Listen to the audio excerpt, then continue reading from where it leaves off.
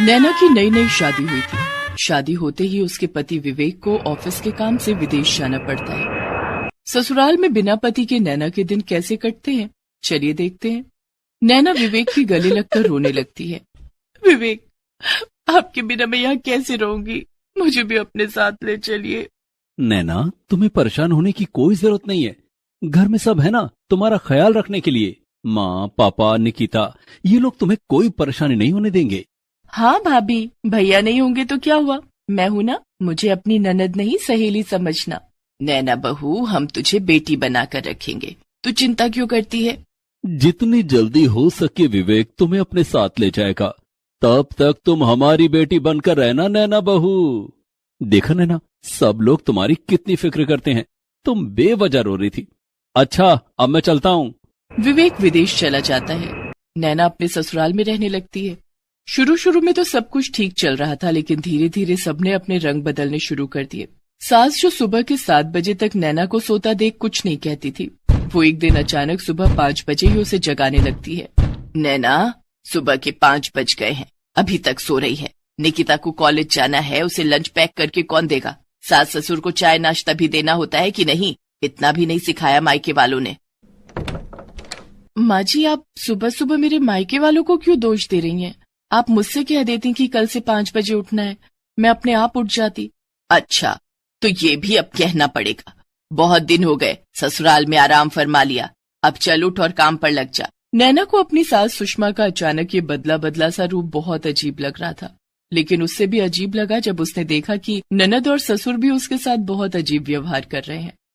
ससुर ने चाय थूकते हुए कहा, आथू, नैना बहू, ये तुमने आज कैसी चाय बनाई है? ना इसमें दूध है और ना ही शक्कर। बाबूजी, मैं तो रोज ऐसी ही चाय बनाती हूँ, लेकिन आज आपने ऐसा पहली बार कहा है। तो क्या मैं झूठ बोल रहा हूँ? ओफो भाभी, आपको एग रोल बनाना नहीं आता तो कह देती, मैं कॉलेज की कैंटीन में कुछ खा लेती। इस एग रोल में ना तो सॉस है और ना वेजिटेबल्स। वो क्या है ना कि निकिता, आज सब्जियां खत्म हो गई थी। सब्जियां खत्म हो गई थी तो बाजार जाकर ले आती। माँ जी, सब्जियां लेने बाजार जाती तो चाय नाश्ते में देर हो जाती। ये सब बहाने यहाँ नहीं चलेंगे। जा जाके बाजार से ताजी ताजी सब्जी लेकर आ और दिन का खाना बना। माँ जी, पहले मैं नाश्ता कर लूं? सास ससुर ने अभी खाया नहीं और तुझे पहले ही भूख लग गई। घर में पहले बड़े खाते हैं फिर छोटे। हमें नाश्ता देकर बाजार चली जा, वहां से आकर नाश्ता करना। नैना सास ससुर को नाश्ता देती है, फिर बाजार जाने लगती है। माँ जी, सब्जी लाने के लिए पैसे? पैसे? माँ बाप ने कुछ देकर नहीं भेजा क्या? नैना को गुस्सा आ जाता है। माँ जी, आप बात बात पर मेरे माता पिता को क्यों ताने मारती हैं? मेरे माता पिता ने ससुराल का राशन लाने के लिए मुझे पैसे नहीं दिए। सास से जबान लड़ाती है, नीच औरत। सुषमा ने नैना को एक जोरदार तमाचा जड़ दिया। मम्मी, इसे थप्पड़ मारने से अच्छा है कि इससे कहो अपने बाप से पैसे मांग कर लाए और सब्जी खरीदे, तब इसे पता चलेगा। जाके अपने बाप से पैसे मांग और आज तू घर का सारा राशन खरीद कर लाएगी। नैना की आंखों से आंसू बहने लगे। कहाँ तो सास ससुर ने बेटी बनाकर रखने की बात कही थी और कहाँ कुछ ही दिनों में सारी बातें हवा हो गईं। नैना बाजार चली गई और सब्जी के साथ साथ राशन खरीद कर ले आई। अब कैसे ले आई सारा राशन? एक ही थप्पड़ में सारी अकल ठिकाने आ गई ना। अब जल्दी से खाना बना दे, और हाँ सुन, घर की सफाई भी तुझे करनी है। लेकिन माँ जी, उसके लिए तो विमला आती है ना। विमला उनकी काम वाली बाई का नाम है। विमला को मैंने काम से निकाल दिया है, अब घर का सारा काम तू करेगी। लेकिन माँ जी। लेकिन क्या? हाँ, सारा दिन महारानी बनकर पलंग तोड़ेगी, काम करती रहेगी तो शरीर चलता रहेगा, नहीं तो किसी काम की नहीं रहेगी। नैना रसोई में जाकर खाना बनाने लगती है। उसके बाद वो घर की साफ सफाई करती है। सारे काम खत्म करके वो अपने कमरे में आराम करने चली जाती है। तभी सुषमा वहां आती है। महारानी यहाँ आराम फरमा रही हैं, चल उठ, ये कपड़े धो दे। मम्मी जी, मैं बहुत थक गई हूँ, ये कपड़े कल धो दूंगी। नहीं, ये कपड़े अभी धुलने हैं, कपड़े धोएगी तो सारा आलस दूर हो जाएगा। नैना कपड़े धोने लगती है। कपड़े धोते धोते वो बहुत थक जाती है। माँ जी, हम एक वॉशिंग मशीन तो ले सकते हैं ना? अरे, अपने बाप को कह देती, दहेज में एक वॉशिंग मशीन दे देता। कपड़े हाथ से नहीं धोने हैं तो मायके से वॉशिंग मशीन मंगवा ले। ससुराल वालों का अचानक बदला हुआ व्यवहार नैना की समझ में नहीं आ रहा था। कुछ दिनों के बाद नैना के घर पर एक वॉशिंग मशीन की ऑनलाइन डिलीवरी हुई तो ससुर कमल ने ताना मारा, तो मायके से वॉशिंग मशीन मंगवा लिया। कोई ना, घर के बाकी काम भी तो इसे ही करने हैं। बर्तन भी धोने का मन ना हो तो डिश वॉशर भी मंगवा लेना।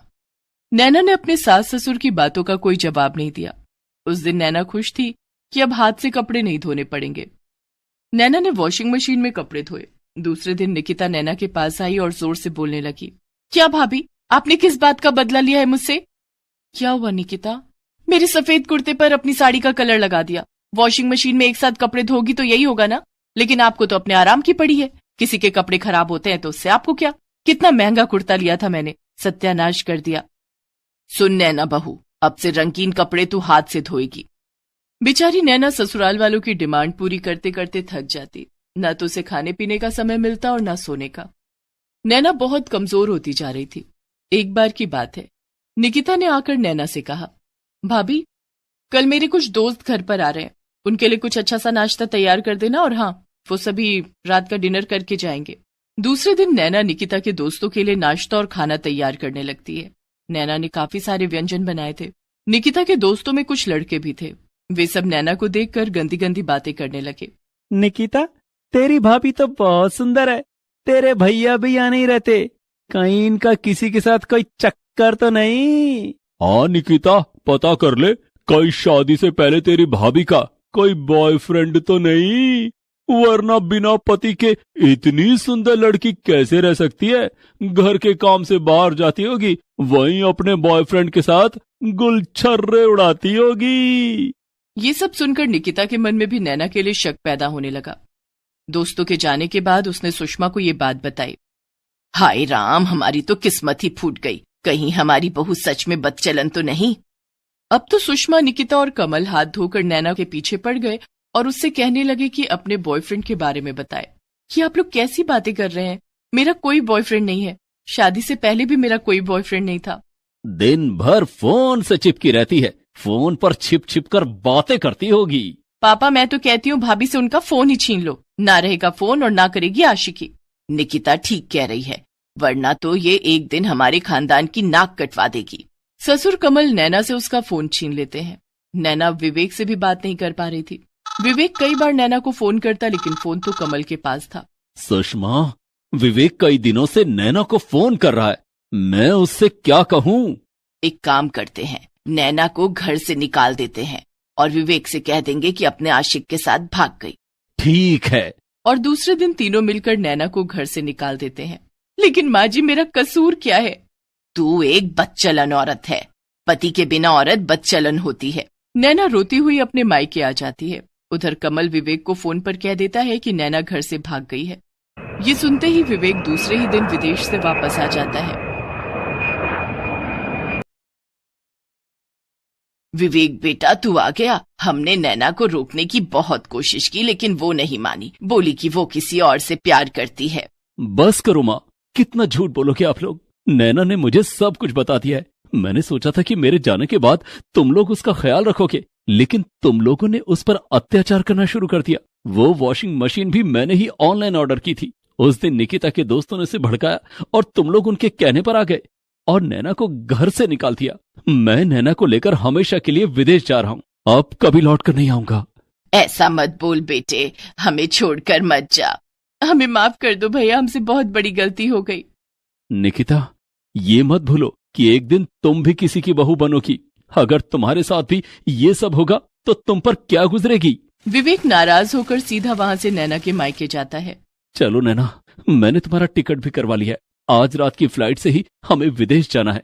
वहां हम अपना आशियाना बनाएंगे, वहां तुम्हें कोई परेशान नहीं करेगा। उसी रात की फ्लाइट से नैना विवेक के साथ विदेश चली जाती है।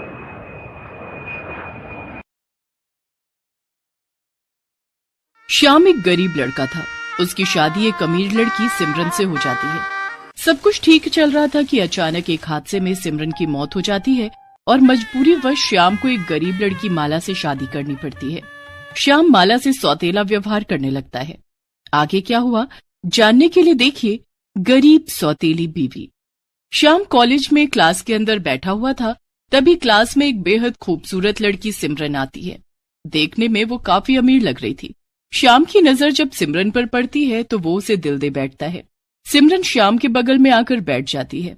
क्लास शुरू हो जाती है और टीचर पढ़ाने लगते हैं। क्लास खत्म होने के बाद श्याम सिमरन से दोस्ती करने की कोशिश करता है। हाय, मैं श्याम। लगता आप इस कॉलेज में नई आई हैं। हाँ, कल ही मैंने एडमिशन लिया है। आपसे मिलकर बहुत अच्छा लगा। कैंटीन चलें, एक कप कॉफी हो जाए। ओके, चलते हैं। श्याम और सिमरन दोनों कैंटीन जाते हैं और कॉफी पीने लगते हैं। दोनों खूब सारी बातें करते हैं। सिमरन को भी श्याम से बातें करना बहुत अच्छा लग रहा था। धीरे धीरे दोनों की दोस्ती बढ़ जाती है। दोनों हरदम एक साथ रहते। समय गुजरता चला गया। 1 साल, 2 साल और 3 साल बीत गए। श्याम और सिमरन की पढ़ाई अब पूरी हो गई थी। कॉलेज का फेयरवेल था। उस दिन श्याम ने सोचा, आज के बाद मैं और सिमरन हमेशा के लिए बिछड़ जाएंगे, लेकिन मैं सिमरन से दूर नहीं रह सकता। क्यों ना आज सिमरन से दिल की बात कह दूं। सिमरन भी श्याम के लिए कुछ ऐसा ही सोच रही थी। श्याम ने देखा कि सिमरन उसी की तरफ आ रही थी। सिमरन, मैं तुमसे कुछ कहना चाहता हूँ। हाँ श्याम, मैं भी तुमसे कुछ कहना चाहती हूँ। पहले तुम कहो। मैं तुमसे बहुत प्यार करती हूँ और तुमसे शादी करना चाहती हूँ। मैं भी तुमसे बहुत प्यार करता हूँ, लेकिन मैं तुम्हारी तरह एक अमीर पिता की संतान नहीं हूँ। मैं बहुत गरीब हूँ। क्या ऐसे में तुम्हारे घर वाले हमारी शादी के लिए मान जाएंगे? अमीर और गरीब कुछ नहीं होता श्याम, बस 2 लोगों के बीच में प्यार होना चाहिए। और मेरे घर वाले इस रिश्ते के लिए क्यों नहीं मानेंगे? बल्कि वो तो मान चुके हैं। मैंने माँ और बाबा को तुम्हारे बारे में बता दिया है। वो हमारी शादी जल्दी करवा देंगे। इकलौती संतान होने के नाते पिताजी का सारा बिजनेस मेरा है, जिसे शादी के बाद तुम संभालोगे। ये सुनकर श्याम बहुत खुश हो जाता है। वो गांव में रह रहे अपने पिता बंसी को भूल जाता है और सिमरन से शादी कर लेता है। श्याम की माँ बचपन में ही उसे छोड़कर चल बसी थी। श्याम के पिता बंसी ने ही उसे पाला और पढ़ाया। शादी के बाद श्याम अपने ससुर का बिजनेस संभालने लगता है और अमीरों वाली जिंदगी जीने लगता है। इधर गांव में श्याम के पिता बंसी एक खेतीहर थे। बंसी काफी बीमार रहने लगे थे। अब उनसे खेतीबाड़ी का काम नहीं हो पाता था और खेती करना छोड़ चुके थे। बंसी का दोस्त रघु बंसी का ध्यान रखा करता। रघु की बेटी माला बंसी को खाना खिलाती और उनकी दवाइयों का ध्यान रखती। बंसी काका, ये देखो मैं तुम्हारे लिए क्या लाई हूँ। क्या लाई हो माला बेटिया? तू तो मेरे लिए कितना करती है बेटी। श्याम तो शहर जाकर मुझे भूल गया। तू और रघु नहीं होते तो मैं मर ही गया होता। ऐसा मत कहो काका, तुम जल्दी ठीक हो जाओगे। खीर पूरी खाओ, इसके बाद मैं तुम्हें दवाई खिला दूंगी।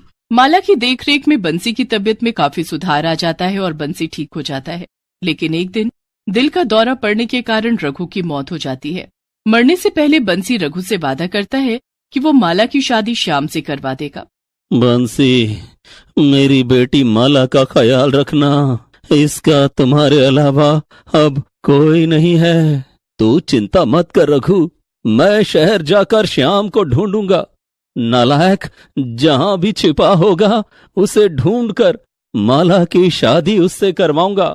माला अब मेरी बहू बनेगी। कुछ देर बाद रघु की मौत हो जाती है। रघु के जाने के बाद बंसी माला को लेकर शहर आ जाता है और श्याम को ढूंढने लगता है। इधर श्याम अपनी अमीर पत्नी सिमरन के साथ एक अच्छी जिंदगी जी रहा था। दोनों अक्सर पार्टियों में जाते, आउटिंग करते। श्याम का शहर के बड़े बड़े लोगों के साथ उठना बैठना था। एक दिन, अरे सिमरन, जल्दी करो, हम पार्टी के लिए लेट हो रहे हैं। सब हमारा इंतजार कर रहे हैं। अभी आई। सिमरन भागी भागी सीढ़ियां उतरने लगती है। तभी उसका पैर फिसल जाता है और सिमरन सीढ़ियों से गिर जाती है। सिमरन के सिर पर गहरी चोट लग जाती है। उसके सिर से खून बहता देख श्याम जल्दी से उसे अस्पताल ले जाता है। चोट गहरी होने के कारण इनके दिमाग की नस फट गई है। हम आपकी पत्नी को बचा नहीं सके। सिमरन श्याम को छोड़कर जा चुकी थी। श्याम के लिए ये बहुत गहरा सदमा था। सिमरन का अंतिम संस्कार करने के बाद श्याम काफी दिनों तक काम पर नहीं गया। लेकिन एक दिन उसके ऑफिस से फोन आया और श्याम ऑफिस जाने के लिए अपनी कार से बाहर आया। उसकी गाड़ी रेड लाइट पर खड़ी थी। तभी रेड लाइट पर खड़े बंसी और माला ने श्याम को देख लिया। बंसी दौड़कर श्याम के पास आया और उसकी कार की खिड़की खटखटाते हुए बोला, श्याम बेटा, श्याम बेटा, खिड़की खोल। अपने पिता को सामने देखकर श्याम ने उन्हें और माला को कार में बिठा लिया और उन्हें अपने ऑफिस ले गया। ऑफिस में, श्याम बेटा, तू तो भूल ही गया कि तेरा एक बाप भी है। नहीं बाबा, दरअसल मैं यह नौकरी की उलझन में फंस गया था। लेकिन आपके साथ ये कौन है? इसे नहीं पहचानता? ये माला है, रघु की बेटी। बचपन में तू इसके साथ ही खेला करता था। पिछले महीने रघु की मौत हो गई। मैंने रघु से वादा किया था कि माला की शादी तुझसे करवाऊंगा। क्या? नहीं पिताजी, ये नहीं हो सकता। क्यों नहीं हो सकता? मैंने रघु से वादा किया है, तुझे माला से शादी करनी ही पड़ेगी। माला गरीब थी, इसलिए श्याम उससे शादी नहीं करना चाहता था, लेकिन बंसी की जिद के आगे उसे झुकना पड़ता है। बंसी एक मंदिर में माला और श्याम की शादी करवा देता है। जब श्याम के ससुर को इस बात की खबर लगती है, जब मेरी बेटी सिमरन ही नहीं रही और तुमने गंवार से शादी कर ली, तो इस घर में अब तुम्हारे लिए कोई जगह नहीं है। निकल जाओ मेरे घर से। तो वो उसे घर से निकाल देते हैं और श्याम की नौकरी भी चली जाती है। श्याम की अमीरी एक झटके में खत्म हो गई थी। उसे बंसी और माला के साथ गांव वापस आना पड़ता है। इन सब से श्याम काफी गुस्से में रहने लगा था। उसे गांव आकर खेती बाड़ी करनी पड़ती है। माला को तो वो फूटी आंख भी नहीं पसंद करता था। श्याम खेत पर जा रहा था, तभी माला ने पीछे से उसे आवाज दी। सुनिए जी, श्याम ने चिढ़कर कहा। कितनी बार कहा है कि पीछे से आवाज मत दिया करो। अब क्या बात है? आपके लिए डब्बे में खाना रख दिया है, इसे लेकर जाइए और समय पर खाना खा लीजिएगा। तुम मेरे खाने की चिंता मत करो। तुम्हारी वजह से मुझे शहर से गांव आना पड़ा। अपनी मनहूस शक्ल लेकर मेरे सामने मत आया करो। श्याम माला के हाथ का बना खाना जानवरों को खिला देता और खुद बाहर होटलों में खाना खाया करता। श्याम जब तक शाम को घर नहीं आता, माला उसके इंतजार में दरवाजे पर खड़ी रहती, लेकिन श्याम उसे अनदेखा किया करता था। माला जितनी उसकी फिक्र करती, श्याम उतना ही उसे नजरअंदाज करता था। बंसी ने श्याम को समझाने की कोशिश की, लेकिन श्याम के समझ में कुछ नहीं आता था। उसे तो अभी भी अपनी अमीर बीवी सिमरन और शहर की अमीरी याद आती थी। श्याम बेटा, क्या बात है? मैं देख रहा हूं कि तू माला से ठीक से बात भी नहीं करता। बचपन में तो तू इसके बिना नहीं रह पाता था। बचपन की बात और थी बाबा। अब मैं बड़ा हो गया हूं और मैं माला से प्यार भी नहीं करता। माला बहुत गरीब है। मुझे ये गरीबों वाली जिंदगी नहीं जीनी। माला की वजह से शहर छूट गया। देख श्याम, शहर की चकाचौंध देखकर तू गांव की सादगी को भूल गया है, लेकिन ये मत भूल कि तू इसी गांव में पैदा हुआ और पला बड़ा है। इस गांव की मिट्टी से तेरी जिंदगी जुड़ी हुई है। जब तू मुझे छोड़कर शहर में रंग रलियां मना रहा था, तब माला ने ही मेरी देखभाल की थी। बंसी की बात सुनकर श्याम नाराज हो जाता है और घर से बाहर चला जाता है। रात हो चुकी थी। श्याम अंधेरे में झाड़ियों के पास बैठा था, तभी न जाने कहां से एक सांप वहां आ जाता है और उसने श्याम को डस लिया। श्याम जोर की चीख मारकर बेहोश हो जाता है। श्याम की आवाज सुनकर माला और बंसी भागकर वहां आते हैं। माला ने श्याम का चेहरा देखा। बाबूजी, इनका चेहरा पीला पड़ गया है, इन्हें सांप ने काट लिया है। क्या? श्याम, श्याम, आंखें खोल मेरे बच्चे। बाबूजी, बाबूजी आप परेशान मत होइए, मुझे सांप का जहर निकालना आता है। माला ने श्याम के पैर से चूसकर सांप का जहर निकाल दिया और वहां पर जड़ी बूटी लगा दी। उस समय वहां गांव वालों की भीड़ लग गई थी। थोड़ी देर के बाद श्याम को होश आ जाता है, लेकिन माला बेहोश हो जाती है। तभी एक ग्रामीण वैद्य जी को बुलाकर लाता है। वैद्य जी माला का इलाज करते हैं और कुछ देर के बाद माला को भी होश आ जाता है। सारे ग्रामीण आपस में बात करने लगे। वाह, पत्नी हो तो ऐसी, अपनी जान खतरे में डालकर पति को मौत के मुंह से खींच लाई। सही कह रहे हो भाई। बंसी श्याम को बताता है कि किस तरह से माला ने उसकी जान बचाई है। ये सुनकर श्याम को अपने माला के साथ किए हुए व्यवहार पर बहुत दुख होता है। वो माला से माफी मांगता है और उसे दिल से अपना लेता है। अब श्याम माला के साथ खुशी खुशी गांव में रहने लगता है। Please subscribe this channel.